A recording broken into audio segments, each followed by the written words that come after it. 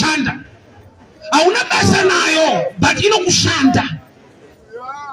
Hama tangu, Lot anofira ita ngochani, but ungochani wakaita Lot. I'll repeat this. Ani wanasikana mandara tisina kurorwa, pakawe watunga katinura iwana wangu tura imurare nao, warume wakatatidi, sakataita sa wanasikana waloti kurorwa. Environment vari mandara. Baba wakatatisa wana kurorwa, wakaseta ungochani unoite wewe ukanochikareko. Why? Because spirit ya ungochani, they anti-production. Lot achibuda Sodom, he lost everything. Good person lost everything. Why? Ungochani, uri nani productive. Lot anakuita ungochani wakaita Lot. Chumuchaka lose at the end, madam. Akabuda mkomana yonse kuru George. Why spirit environment ya akagara? He was a good man. Akashingita watumwa, nyashatika muwana, but he lost something because of environment. Jumboeno gara ine nyaya. Iwasato mwanzu kwa wanu. Paka itika namu. Batili munoati. Takamira sekuru wari kulandani. Avatero wanaita nezhei. Vanongoti wari kulandani. Kwa Afrika kuno kungoti London itori mari. Ashina basa kuti noita nezhei. Toto kumirira panamu. Tita andina mari ya party 2. Paper 1. Abba ku London. Uli msikaro uno kuno tuinfimbiri waka iyo. Plus 44. Onye ngwana chocho kumzaraba no bomba namba plus 44. Njumbo ino kuna kukupinza chidirisha kanako. So region waka mudzinga mu environment akwamenisa kumakuwa. Any potential to affect 10 cities. But akachigara kwa mu wrong environment the society. Tinesha marido yaigona bhora kuma reserve kumaini kujumbo. Akangofa chigona bhora kujumbo kwacho. Veshe munoti vanogona mutara mazana vagona. Anjataura mazita, tiu dakati msataure mazita. Murumairi wa bhora iyoyo. But airoera kwedu. Zazvangofa ibaba Satana anongo kurova nzvimbo, akurove chipo. Chipo anokusiyana nacho anongo kurova nzvimbo che.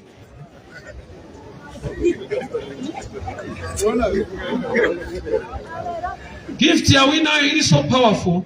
So attack against Pauli is just a place. You need the grace of God to move you. Mwarano tukudi kuna Abraham, ivaiko kugeri stofu. Uyende kwa nishakuratita, nishakuita munu mukuru. Kwa mwali matanza, ere minita munu mukuru ngiri kwedu. Ndinogona, bati nshimbo. Inogona kuchivuta. Warume tu wakawia nao kuna Jesu wali mapofu. Jesu tokuva abata ruoko rebofu, akabuda muguta. Anoporesa, akazwati nshimbo ine nikada kuzviita. Anogona kusapora, iya achiporesa. Zvipi? Jesu bakamurisa munhu muguta zvanzi akasvika akapfira mate kumeso ekofu. Imagine auya nehama dzake dziripo opfira mate. Hama ndo dzaibata Jesu kuti makuita sekotani. Hama inoda kupora kwete kuchinyirwa kwamuri kuitawo. Saka Jesu ruza chandiri kuda kuita achidi vanoona chinoda asingaone kuti azoona. Saka achidi environment yandiri nevanoona handitopedzerana tiri 2. Saka Jesu akabvunza murume paBethsaida. John chapter 5 verse 7. Unoda here kupora? That naturally haisi good question. Munhu aenda kuchipatara anoda kupora. Saka munomubvunzirei? He was surrounded by sick people for a long time. So vanhu vagara muproblem for a long time, they also become a problem. Amai vangu kudombosha variko. Kare pavaibika nehuni taitika vashanyira. Mavafundira vaifanobika variko. Muchingosvika kungopinda mukitire mari chivakwazisa. Taibuda tichicomplaina, tichinobuda misodzi neutsi. 5 minutes utsi wanga watisota. Vari muchemberi apinda imomo 2 hours. Saka rendefuta kuti muchemberi akasimba. Ndikadiscover kuti first days akagara ikoko aitongobudawo misodzi neutsi. Later the system was now damaged. Hakusi kusimba kukuwara, but kukuwara kusvika kuti kusimba. Hapana ndinzwa. Chiri normal ukasvika pane utsi kubuda misodzi. Chisiri normal usabuda uri imomo. Isaide kuti unotorwara. One environment yawasvika pa ambuya vaiti vakati tikatandara pamoto so chembera idikatima neruka obva anditi endai unotora kapu mzukuru mumbo. Nekuchika kwa vatona zikumagetsi ongomira pato. Kuti handisi kuiona. Vai kubata ruoko. Wopinda neomurima imomo. Oti ichichi wotora kapu so. Munhu akagara murima for a long time anoona. Rima is light. But if you take long in darkness, automatically you begin to see. So don't kuuta munhu akarasika kuti wakarasika. Unotoda the spirit of God kwete message chete. Because mukurasika imo matori correct.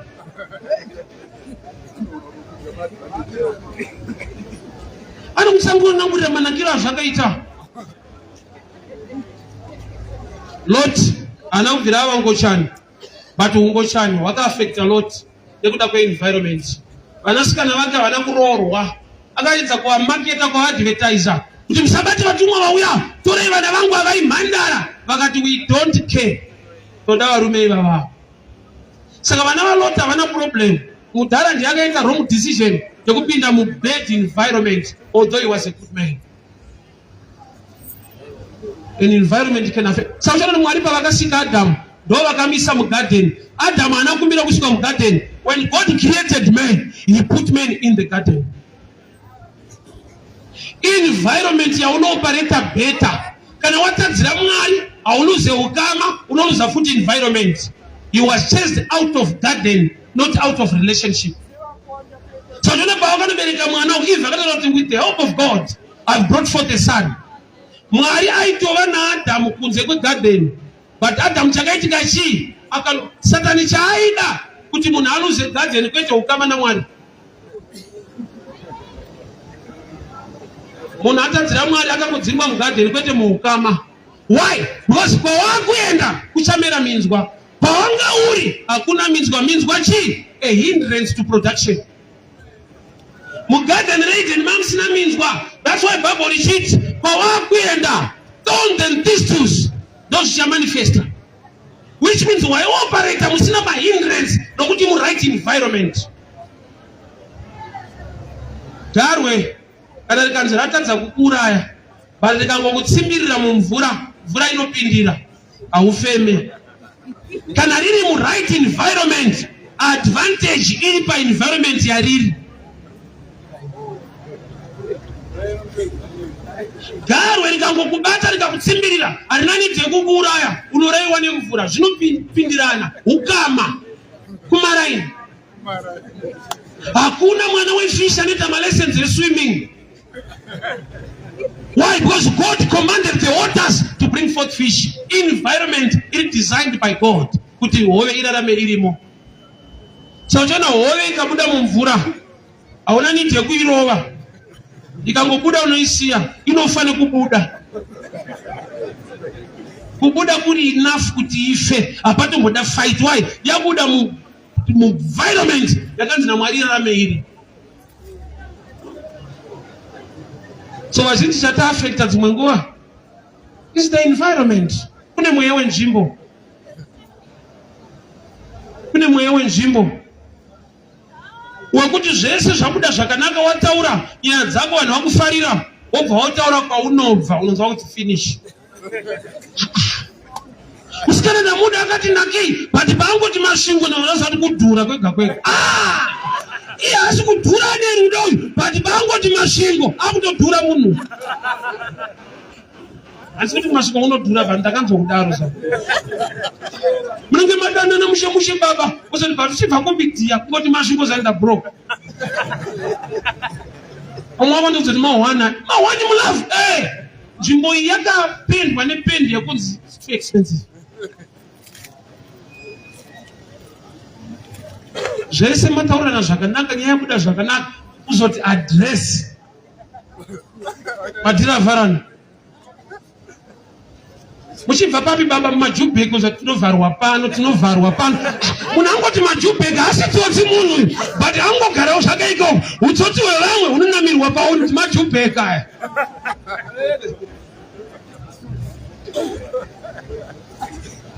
So rigero chavakamuita vakamubvisa mucommunity musociety vakamuendesa kumakuva. He was not dead but airarama among the dead. They wanted to kill the mindset. Saka chona Pharaoh intelligence dzake He adopted Moses. Andilanga ataura kuti vana vakomana vese vaberekwa urayai. Sei akaziziva kuti Moses mwana wemuHebheru ndokubva achengeta. Akazoti another way to kill is to adopt more consider as an environment in different. That's why Bible Hebrews 11:24 it when he grew up by faith, faith which is knowledge, which is information. Because faith comes by hearing, and hearing by the word of God. As long as when Moses grew up by age haikwane, information that is knowledge. Ndoba akaramba, iwe kuramba kugara kumba kwa mambo, unomakisa, uchidzokera kumatangwenda kumarokesheni. Because vanhu vanosangana nawo munzira, vachiti ndatobva kustate house wakuenda kupi? Ndakuenda kuNorton unozoti unokwana. Ubva kuMudharo, utobva kuMudharo unogara kuNorton. Boy to salute kochidya zvakanaka, uri kuenderei? He grew up by faith. Chari kuramba environment yaiva toxic. Havana kuuraya Moses, vaida kuuraya mafungiro aMoses. Bible not your mind must be renewed by the word. Kwete removed, renewed. Pfungwa dzinofanirwa kuvandudzwa neevhangeri yaKristu. Why? Nekuda kwokuti Mwari kana ati Abraham, alright inzwa izvi. Chero kwauri ukanamata uri ikoko, Mwari anokukomborera. Hadzisi nema. It's half truth. Not complete. What is the complete truth? Chero kwauri Mwari kwaanoda kuti uve anokukomborera.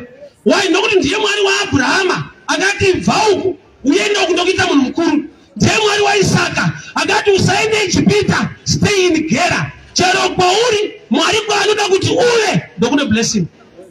So yakusaziva kuti kwandofana kunge ndiri ndekupi. Unongoti kwandiri ikoko munoti Mwari azive hana simba here. Simba anaro, nyasha anadzo, but the environment can affect you. Chiremba kana warwara malaria hatanga arapa zvimwe zvese. Kana achita matest emalaria, anomudza kuti hamuna kufamba here.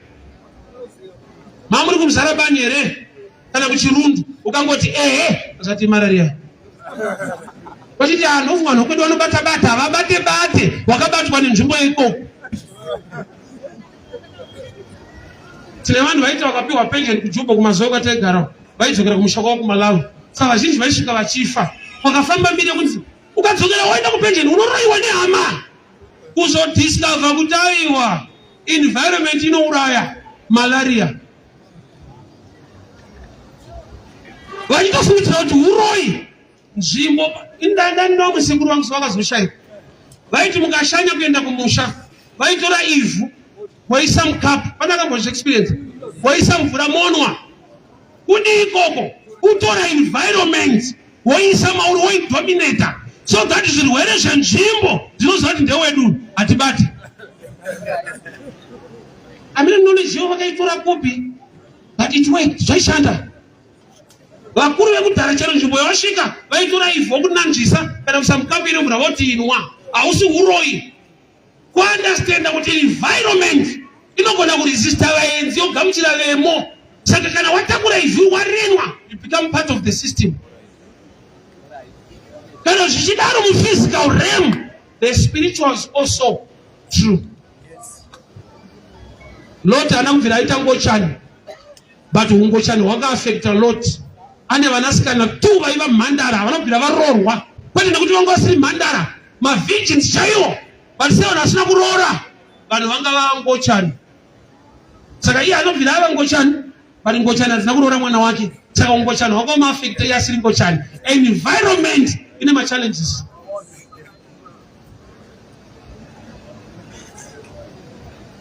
Patakakurirawo kune zveko.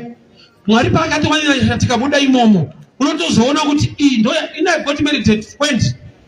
20 unongori mfana. Ungobva kuchikoro 20 years watopinda basa kumaini, watooneka mbakako, watoona madhamu. Ndo zveko. Hazvidi kufunga kuti leshi yakamira sei, ndikakura ndozodii ndoronga zvipi. Ungoti graft madhamu. Ndo kuJumbo kwacho. Ndo kumaini. He knows he's my brother. He knows what I'm talking about. Zvaunotozoona wapano manje kuti asidenda kati wopa 25 ndo plan life ndodii. Unozvifunga sei? Environment iri wapinda basa, vamwe vako vanokudza kuti tora munhu wako uchadei. That's why John 5:7 Jesu abvunza unoda here kupora. anomubvunzirei munhu auya kuchipatara kune vamwe pabedside. He's surrounded by sick people. Vava sick for a long time. Vane a different mindset. Chikuru kurarama. Munhu atambura nguva refu haachada breakthrough. Angoda chikuru kurarama upenyu baba. Ndozvazviri ndo life yacho. Sitakatibvawo kure kuMalawi tichiya muno mune varidzi vemo. Vakuru kova China ari kubva kuHong Kong vachiita mabusiness. Iyi haisi distance imindset. Nhamo yatinayo vazhinji ndeyekufungidzira kuti bosi kwatakabva kure saka kune varidzi vekuno. It's not about distance. Mindset yaiva yekuti ukangoenda kuZimbabwe ukapinda basa ukangoita mhuri yako hawarwisa. Vakuru vedu vadzokera nemabhasikoro. Kunzi adzoka kupenjana nebhasikoro rakaya. Kana pari paicelebratiwa zvinhu kubasa vaipiwa mabhasikoro. Ende munhu aitofara bhasikoro neredhiyo wasimuka zvingaiti. Ende uchinzwa nyuzi dzausingade but hapana zvokuita. Yaiva achievement yemakore acho nenguva yacho. So kana une mindset iyo uri surrounded nevanhu ivavo, even chida chakanaka chinokoraptwa nezvisina kunaka. Kune masongs aunogara uchitoimba iwewe kwetoti unoada arira kwenguva refu.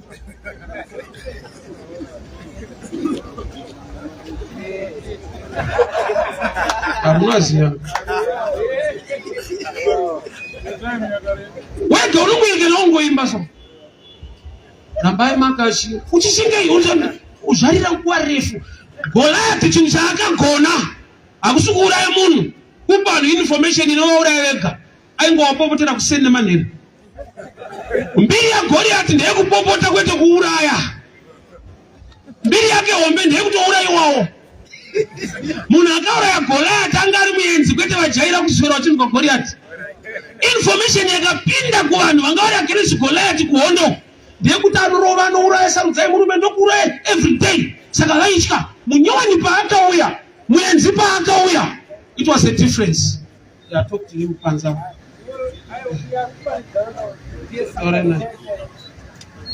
People of God hear me very well.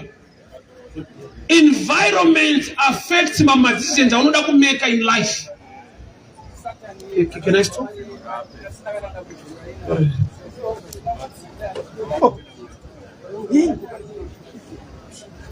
So Jesus champa kufunza unoda here kupora. Munhu yanotoda. But environment yaari yagara for a long time as a loser, the mindset is changed. Mazuva ndaiva kuchikoro ndakamboita number 33. Ndikasvika kumba ndichifara, mudhara was happy. Tikanzi ndofunga this time abasa mukomana ari kufara, ndakabata report. Tikanzi uya ndaro ndikaenda ndichimhanya. Ndara paakatarisa ona number 33. Saka uri kufarei? Ndikati ndakunda semu. Semu angaita 34 ari neighbor wedu. So ndaifunga kuti kukunda semu kupasa. Yati muri madofu ari kukundana muudofo imomo. Environment kandakagadzira kuti ndikangobita same, I've done something good in life. Saka unoona makwipina vamwe vanhu vasiri kuita zvinhu zvikuru muupenyu, vari kungoita small but to you wasimuka because uri kuvabhita but mese muri kulow level. The environment can be toxic. Hauna basa nenzvimbo yacho, unogara mujuraho mako, unoita zvemumba mako nemhuri yako, hauna basa nekwaunogara. You are right. But in nzvimbo yacho ine basa newe. Because that's why Mwari akabvisa vanhu muEgypt achivaendesa kuCanaan. The same God akagadzira inonzi Goshen in Egypt. But akasvika pakuziva kuti kana ikanonzi Goshen but vari muEgypt. They must move out. Kwavari kuenda inonzi promised land. The land is fertile. The land is favorable to them. Kwavanga vari land haina favor navo. Kana vakatonzi landlord kana akakufarira problem is one. Mwedzi ukapera unobvisa rent. Saka kufarirwa kwacho kunobohwa manje. Hauri mwana wepano hapa chedu unobva kupamure tiri vamwe chete tiri paseri paya. Mwedzi ngaupere ubate shuwa. Murehwa haichapindira futi parenta haipindire.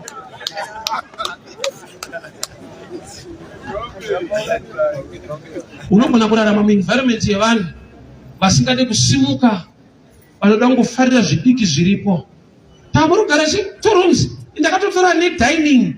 Nditori kufront kwane. Ndakatora yese yamwe munhu neshoyo. Kutora nokuziya. But pane pazvinodadisa ufunge ukaenda pa group remadofodofo so. Kunzi anotoloja full house. Kwete akatenga imba akatora yese nedining. Kune kwazvinodadisa. Chikozo chikopa na mwana kuti vakuru kana ukaisa katangwena kwako pa ground unonzi kwako kwakanaka nobona kuti Africa so why because simba renzvimbo, the power of environments. Iyo nzvimbo yatitori ino iyi inotoriwo nesimba rayo. Evangelist Mamuka sei? Ndinovhara muri sei mukoma tinashe? Aiwa tiri nani kuri sei wokumba nekwamabva? Ishe unotichengeta tiri munyasha zvedu. Aiwa zvinokudzwa. Amen. The power of environment. Yes, simba renzvimbo. Hai. Yeah, zvinorevei. Right. Simple example. Ukaona kuti mhuka chaidzove life yayo iri sustained mumvura imomo. Zvimwe cheto neshiri inosustainwawo life yayo zvikuru sei mumhepo kubhururuka. Saka every environment ine kaadvantage kuchinhu chakaiswa munzvimbo iyoyo. For example, tikadzokera kuBible, Mwari vasika munhu Adam. Mwari ndo vakaisa Adam mugarden. Adam haana kusarudza pekugara. God put man in the garden. Kureva kuti mugarden iroro reEden, it was designed to sustain and to help man. Munhu une zvaunoita, but environment yauri inocontributa kuti chichava more successful here kana chichava lolo. Saka uchaona kuti nzvimbo pachayo physically ine nyaya dzayo, spiritually ine nyaya dzayo. Uchaona kuti pane imwe nguva Jesu Mark 5 verse 10 ari kuda kukasta madhimoni anga ari mune murume ainzi Legion aiva nemadhimoni akawanda. Madhimoni akabega one thing, anzi Ishe musatidzinga mudunhu rino. Zvekudzingwa haana kuramba, but aichemera environment. Why? Because anodominate in a certain system, in a certain environment, very effective and powerful. Akabuda nzvimbo iyoyo anoramba ari madhimoni, but haazoita the right assignment ari designed to do. Nekuda kuti spiritually nzvimbo ine zvinoibatsira, ine zvinoirwisa, ine zvinoita zvinhu zvibude zvakanaka. Saka every environment ine munhu, vamwe vari munzvimbo dzavari not by choice, by pressure, kuomerwa, kana kuti vamwe vakameka wrong choices. Savari environments avari, and avari kudaro iwayo ane disadvantages akawanda kwavari. Spiritually munhu anogona kusaziziva kuti nzvimbo yandiri. Saka Mwari vachida kutoshanda naAbraham kuna Genesis 12 faro muti bva ikoko uende kunyika yandichakuratidza and I will make you great. God is so powerful at any place at any time, but pani paanodemanda somebody to take a move. Nekuda kwokuti Mwari vane zvinhu zvavakadesigna zvine chekuita newe in a certain environment. Uchaona kuti even my gifts, my talents, somebody can be so talented, so powerful by sporting, for example bhora, but ari kutamba ari kumuzarabani. Talent anayo, but ikoko kuna mateams anogona kumspota, hakuna vanhu vanogona kumspota kuti asimudzire chipo chake somewhere. But chipo chese chine simba munzvimbo yachinotendwa nekugamuchirwa zvakanaka. Kuna mamwe environments you are just an ordinary person anongoitawo zvinhu, but there are places where you go unotozvibvunza kuti ndini here the same person aita zvinhu izvi at a certain pane imwe nzvimbo pasina kana kuappreciate kana kugamuchirwa kana kutariswawo nematarisiro andiri kuitwa naye. Why? Because nzvimbo pachadzo dzine kamwe kafavor kanounzira munhu. Samuchiona mumwe munhu visa haribude zvekumhanya, he's so gifted, so talented, ane zvaanogona, chipo chake chinodiwa somewhere, but kuti visa ridhindwa kune materitorial demons. Anotoziva kuti munhu akabreaka from this territory achienda kune iyi, maattacks edu anova limited, anova mashoma nekuda kwekuti anenge abreaka musystem yana demon akanzi ambate. Kune demon rinobata munhu asati aroora. Munhu akaroora anonoatakwa futi mamadhimoni anobata wakaroora. Kuroti kune mama challenges awaifesa. Look at Lot. Lot akaseparata naAbraham, Genesis 13. He moved towards Sodom. Haana kupinda muSodom, he moved towards. At the end angaamo. Environment iyoyo hazvina kumubata, but uchaona kuti ane disadvantages ari mulife make. Anga ane vanasikana vaainawo havana kuroorwa. Kwete nekuti vanga vasina kunaka. They were virgins, very beautiful. Nzvimbo yacho yanga kuita ungochana. Saka vana vanoregerwa kuroora nokuti baba vakasarudza kuyazogara kuno. Kwete nokuti vana havana kunaka, hakuna vanhu vanogona kuvada, but paakasarudza to move towards Sodom akaenda kuSodom, atoisa disadvantage kuvana vake havacharoorwa nekuda kweenvironment iri toxic. Nyangwe pakauya musi webreakthrough kuti ari kubuda, he lost everything. Why? Because spirit yeungochani spirit yekuti hapana production, inofighta production. Kungofara but hapana production. So you see kuti Lot ari kuluza property achibuda muSodom. Lastly anoluza even the wife. Andozoenda asisina munhu. uchaona kuti nzvimbo iyoyo yakamupa ma-effects ekuti dai akaswera ari kuna Abraham, ari close naAbraham waaifamba naye, life was going to be different or better. Saka nzvimbo pachayo inogona kutanga yakanaka uchiitarisa, but mune a spiritual attack inogona kunge iri hidden mune zvakanaka zvauri kuona. Saka every environment yaunoenda, ndakanzwa mwaitaura kuti chero kwawaenda as long uchinamata Mwari, Mwari anokukomborera. To me, self truth, chero kwawaenda Mwari kwaanoda kuti uve. Why? Because kune kwauri assigned and designed to be spiritually and physically. Mwari vane time yavaitaura naAbraham vakamuti buda mutende nditaure newe. Sei ruburisa munhu mutende, munhu haanzwi here Mwari vachitaura kana ari inside mutende rake. Inyaya yekuti Mwari vanoda kumupa exposure pazvinhu zvaanoda kuexplaina kuna Abraham. Anobva anotarisa mudenga sekuwanda kwakaita nyeredzi ndozvichaita vana vako. Uroti Mwari varoti you must see something kuti Mwari agone kutaura newe zvimwe chinhu ugone kuchitenda, ugone kuchigamuchira. So ndo panopinda wedzere kuti exposure. Pane vanhu vasina exposure ekuti kushayikwa kweexposure iyo vanotaura shona unoti chitsva chiri murutsoka. Kune nzvimbo ine ndakakurira kumazoe, kumapurazi, kumamaino. Chinhu chandaiyemura, chandaiadmire kudriver tractor, because driver wetractor aipisa papurazi. Driver wetractor achaisa baba akuenda kana pabottle store, rimwe timu rakagara pamadguard paipai achirwa. Unozoona kuti aya ndo magrafter. Unonzwa moyo wako, unonzwa kuti wakomana, ndanonokirwa nekukura ndikangogwina chigrafti kachi ndapinda. Ende vakadzi vachitorwira driver wetractor, kwete tractor nderake, kungo driver tractor chete. Yange rimwe exposure nekamwe kataiona, but inyadze ikoko. Ukangorohwa neexposure, ukangobuda environment iyoyo yakana tonus, set up in understanding a life changes. You are the same person, but waenda muexposure, waenda mune zvimwe zvinhu zvawakaona life from a different angle. Nzvimbo yega yega ine nyaya dzayo. Kumusha kana kumafambo ataigara pane kascenario kakapicture karipo kuti kungova hygienic, kungova munhu akachinda chinda, so zviri kure kure stereki. Kamwe yake nzvimbo hazvina kuti munhu adi kuti kune environment yekuti ukatogeza unotobvunza kuti asune rwendo. Because vanotoziva kuti haungogeza pasina program iripo. Why? Kanzvimbo kokutota. Ende pane munhu wekuti ukamuona mumaraini imo unoziva kuti muenzwe. Une zvinhu zvaunonotisa kuti timu remunhu harisi smart zvakudai, timu remunhu hari mboda zvakadai, timu remunhu harite zvakati. Why? Environment inoshape mindset dzevanhu. Imwe environment iripo mulife haisi the physical environment land yatinoona, is the kind of friends you have. They create an environment concerning your mindset. Because mindset yako, mafungiro yako anogona kuva polluted ne-environment. You are a good person, you are a right person, but you are surrounded nezvinhu zvisina kunaka, nevanhu vasina kunaka. Neimwe nguva pana John chapter 5, kune murume aida kuporeswa naJesu panonzi paBethsaida. Zvanzi panzvimbo iyi panga pakazara vanhu vanorwara, so that pakauya mutumwa atamba kawira mvura anopora. But Jesu paakauya akabvunza a question yakandinetsa for a long time. Akabvunza murume ari kurwara kuti unoda here kupora. Zviri pachena kuti anorwara anda kupora. Wesi kuti atoenda panzvimbo iri kupora vanhu. Position yaaenda is the right place. Nokuti munhu aenda kuchipatara ari kuda kupora. So munhu aenda pari kupora vanhu, but Jesu obvabvunza the same question, unoda here kupora. Mubvunzewo zvaunoreva ndezvizvi. He was surrounded nevanhu vanorwara seshamwari dzake for a long time.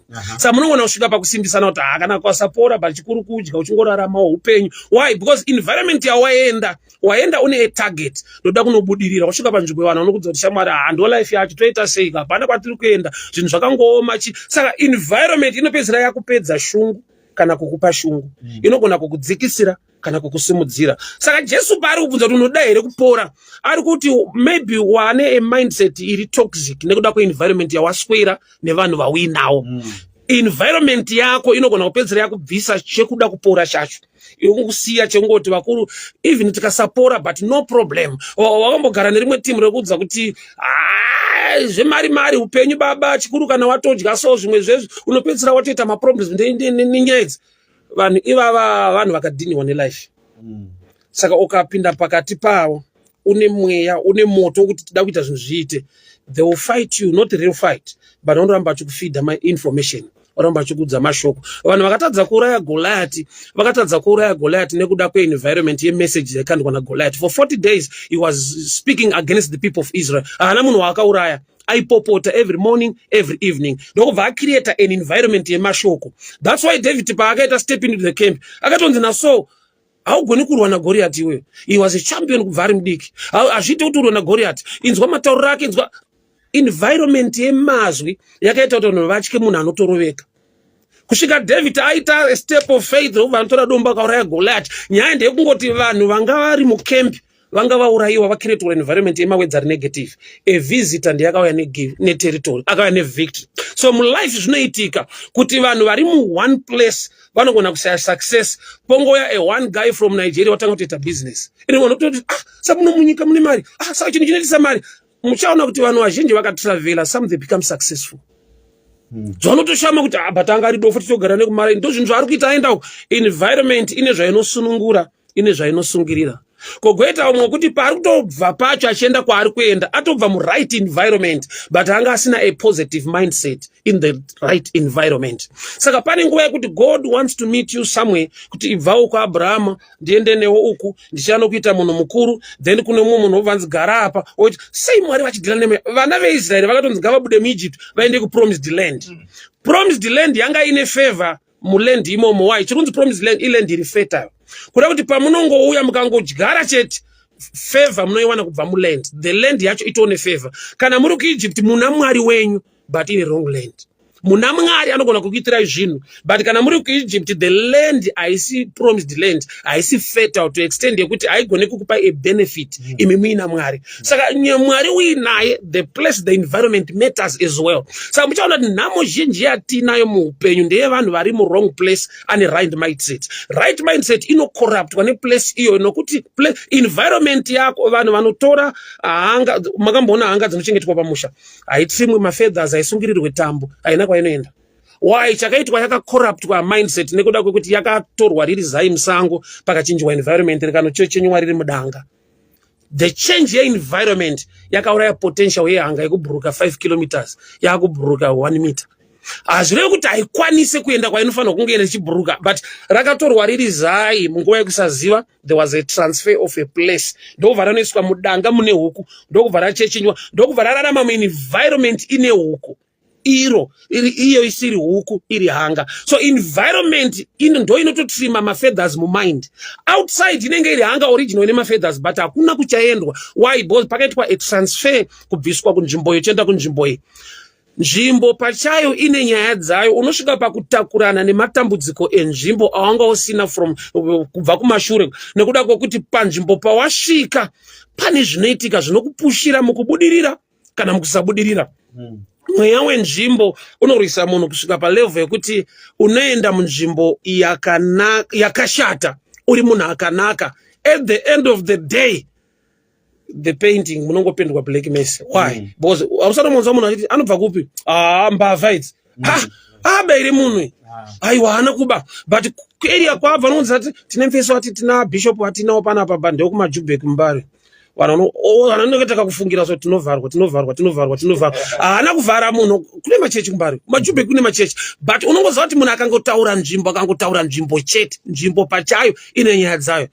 Chimufesi chekumfakosi muchatonzira zvigure panapo. Wasati haasha zvigure mufesi but nzvimbo pachayo inopenda vanhu. Saka muchaona mumwe munhu anogona kungoti ndakurira munzvimbo iyi kasuccess kanenge kaita regan transfer kuenda unoti adada abva maraini make. Asi munhu aiwa nzvimbo pachayo hakusi kudada kubuda mune dzimwe nzvimbo. Why? Nokuti nzvimbo idzodzo nometa wasumuka zvakadi dzinokudzikisira, dzinorwa newe spiritually and physically. Pane zvinotoshaika muupenyu hwako nekuda kwekuti uri mune imwe nzvimbo yauri. So madhimoni akakumbira Jesu usati bvise munzvimbo ino.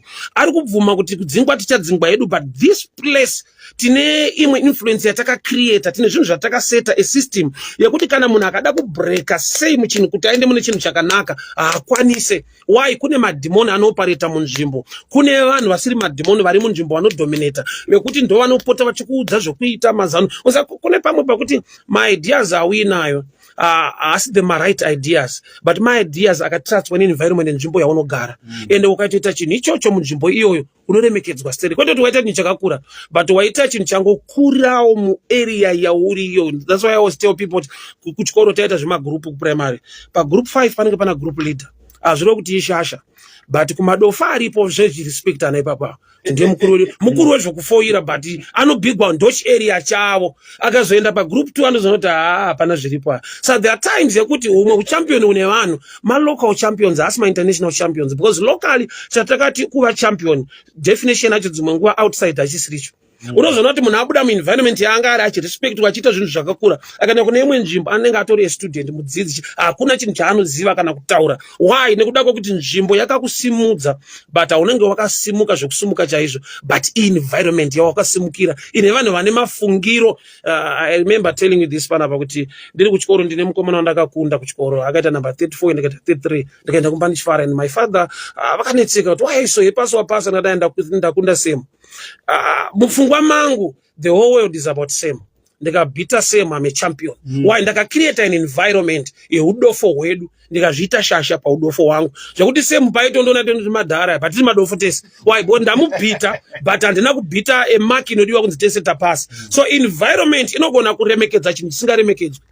Environment inogona kudzikisira chinhu chiri more powerful chinoremekedzeka but wachiita wrong place pasina vanhu vane that mind nekugona kuona kuti chinhu chakanaka chinhu chinoendesa kure. Muchaona kuti mumwe munhu ari gifted akatisavela kuenda kune imwe nyika, he became so rich, so famous, so powerful nekuda kwenzvimbo chete. Ndiye the same person ndo maitiro aita ari kunoko but aenda kune vanhu vanogona kuzviappreciate nekuzvitenda kuti zvinhu zvakanaka zvingatimugamuchirei munhu. Some people are very successful in life but zvinhu zvaanoita akauya akazviitira kuno kuti hapana zviripo vanhu vanganakidzwa zvinhu zvina nebasa rese but kune imwe nzvimbo itori art, itori industry, itori a field, itori profession but in some places hazvina basa. Saka yes. Pane auya paWhatsApp apari kuti simba renzvimbo zviriko true medu munzvimbo matogara vana vasikana vakawanda vacho vakadzoka kuvarume pamba pega pega you find kuti panenge patori nemusikana or mukomana anenge akatosiya marriage akadzoka kumba.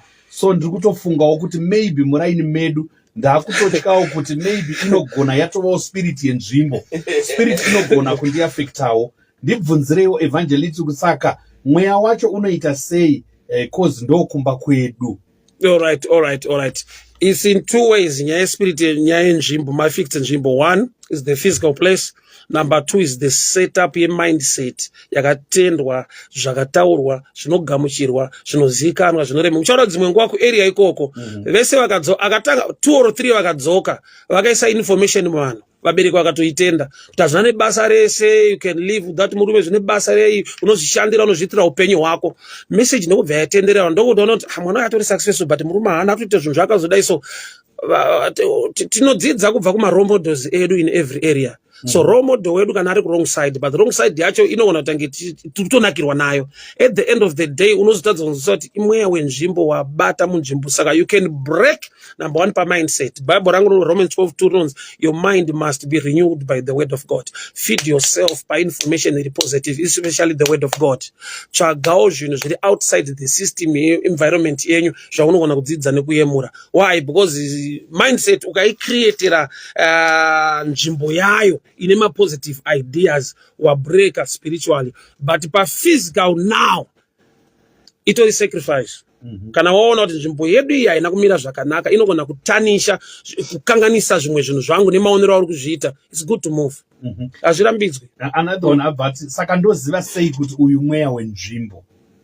There's a pattern, there's a system yaunogona kutoona kuti kumaraini kwedu chinhu ichi maitiro aya unongochiona nepercentage 3/4 yevanhu munomu vari successful zvavo but vanozoita vakadzi 2 to 3 kuti chinhu chakangoitwa pass on chitrend chiriko. You can analyze things and see things on your own. Itagara kumazowe kumaino unyatsoona kuti zvinhu zvaibhigirwa vanhu hazvina nebasa rese muupenyu. Zvimwe zvinhu vamwe vanhu vanga vari very professional pakutamba bhora vachigona bhora but pakazitambira kumaini kwedu tozoti tora mukadzi wanika wai chimweya chemukomboni chongoti champion yacho inoonekwa nekuita izvi, champion inoonekwa nekuita izvi. Wega unofanira kutongo pane zvaunogona kungoona zvimwe asi spiritual realm. Physical natural unogona kuti izvi ndo chipeteni chemuno muarea ichi. Zvototi ukaita something chiri different neizvozvo unoita senge hauna zvauri kuita. Yedu kutoita zvine production life vanozoti baba musati manakirwa pa. Tinodai. Saka you can see and analyze things on your own. Otonoti apa panotoda kutosudurukwa, panoda kutobviwa. Physically unotofanirwa kutobva. This one says evangelist is so right. Mweya wenzvimbo wakaoma. I grew up in an area yekuti vasikana vaingoita zvekutizira and I thought it's a way to marriage until I went somewhere kwakutozvibvirirawo ikoko nemuchato. That's true. I got married at 20. 20 kungobva ku O level kwatone mukadzi 20 years watone mukadzi zvekuti life inoplanwa unoronga zveupenyu unodi kana chitrend chachiripo pamind chekuti ukangobva kuchikoro waibva wangopinda basa pamind pamugodi kumazuve maini ukatopinda kumaini wotopiwa kamba kako kwataiti kugomo sokuti ma one room watoka dhenka wako anaboizisana namadhamu wavo ndonyaya dzomunotora kumugodi chichi unononukirwa nekuroora at 20 years why because chipattern chisystem chenzvimbo wazobva ikoko wauya kunoona munhu ane 25 30 ari kuplana life ari kuisa zvinhu on the ground ari kuita zvinhu zveupenyu unozoona I lost a lot. Watobaba wangobva mukuita mwana obva watoita baba. Part kafezi kekuva mujaya anoronga nekuplana life unobvira wake experience. Saka unozoona kuti life inokumbunyikidza nawo. Unenge wa 21 uri chimudhara uri mukomana mumarriage imomo. Inyaya yekuti chimvarement chakakuuraya. Hanzi toti mweya wenzvimbo here because unotoona kuti life iri kuendeka kana usina murume kudaro. Ya kwanoti kuendeka ndofunga chinhu chakati kurei kuexplaina because kumwe kwanoti kuendeka zvinhu zvaari kufunga iye kuti zviri kuendeka but pareal life zvisina tombomira mushe. Why? Because kana Mwari achita zvina kunaka kuti munhu ave ega whether murume kana mukadzi there is more into it pakuva nemumwe munhu wako than kungozvishingisa kuti ndega chinobuda chinhu ichi. Unogona tori mweya wenzvimbo kune kwakawanda vanhu vakabhilivhisa izvozvo mara inimo but ndakaenda mumweya wenzvimbo ngatimboti isusu nzvimbo yakaita sezvakaita kuBorodobrook kuzvinhu zvese zvinenge zviri bho noita sei inini ndakaenda kunogara ikoko ndinopindawo here mumweya wenzvimbo kana kuti pane zvaunofanira kuita kuti upindewo mumweya wenzvimbo. The environment inokuaffecta to an extent yekuti unopedzera wangopinda musystem. Why zvinoitika ikoko zvinosvikira zvichiitwa bozi iwo uchada kuita dzako dzekumfakozi zvigure kudidi hakuna time yekunopfeka zvigure vanhu vari kudiscuss mabusiness hauna business raunoita but ukaswera paenvironment inodiscuss mabusiness inotaura zvinhu zvelife at the end of the you catch up. It can take time but zvine zvazvinozoita kusvika wakuoperata in that dimension because uri musame environment. Saka nzvimbo yega yega ine mweya wayo. Ine mweya kungave kubasa unotakura nemweya wokubasa wokuti unosvika kumba uchiita ngori kubasa uri kumba. Why? Because zvikakudominata stereki unopedzisira wakuita zvinhu zvako kwaunoswera kunocorrupta mind kunodesigna zvaunofunga nekuti zvaunozoda kuita muupenyu wako wese. Kondakati inini ndagara munzvimbo yokuti inini handidi kutarisa zvakawanda. Mind your own business, that's a statement inotaura. Yes. Ndoignore zvimwe zvese izvi mweya wenzvimbo uyu ndoyandataura yaLot. Lot anobvira aita ungochani but nokuti akagara kuSodoma vana vake havana kuroorwa ende akatodeclare kuti vana vangu imhandara madi kutora vana vangu kune vanhu vaida kubata varume vaye kuti akakwadzisa vana vake iye hazvina kumaafecta but vana vake vanochema namudhara ende akasarudza kugara kuno kakuroorwa vakadzi unoroorwa varume. So there are times yekuti you mind your own business uri kuita zvako but the problems yenzvimbo catch up with you somehow pane pazvinokubata chete. Saka ndofanira kuita sei kuti ndikurumidze ndaziva kuti mweya wenzvimbo uyu usandibata kuti uzondiaffecta on the positives that I'm trying to do. I believe in prayer and asking of the Lord. Because kana Mwari akamboti kuna Abraham ibva uko uende uko I'll make you great. Kune dzimwe nzvimbo dzinogona kurwisa greatness yako no matter God is with you. Saka chini chitori a bit spiritual from my understanding. Anyway, life is spiritual. So chini chokuti get a spiritual understanding concerning where you are. Are you supposed to be there? Or is it a passing phase? It's okay to be there, but you are going somewhere. Because vana veIsraeri pane pavakambotenderera vari murenje Mwari akatoti matenderera for kwenguva refu paMount Horeb. Matenderera kwenguva refu. You need to move forward. Kune mweya wokutenderera makabuda kubondage, but you are not going anywhere.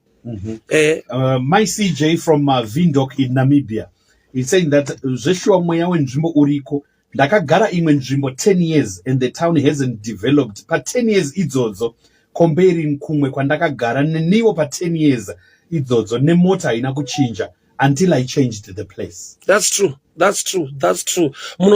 Thank God kuti vakagona kuzvinotisa. Somebody anoona kuti kuno ndekwedu ende kuna handibve ndokumaraini kwedu.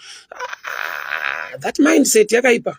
You need to move. You need to research kuti hapana chiri kundiaffect rechemuraini muno mbozi muraini rine pattern rine system. I got married at 20 chinhu chekuti ndakazoadvisa my young brother kuti take your time, mira pachinichi, grow up, ronga zvinhu, plana life yako. Tatisina kuplana kupinda marriage watobaba no it's Just lastly, very because tough. our time is running out. It's very Evangelist. tough, yeah. My Queen Wonderful, sounds natural.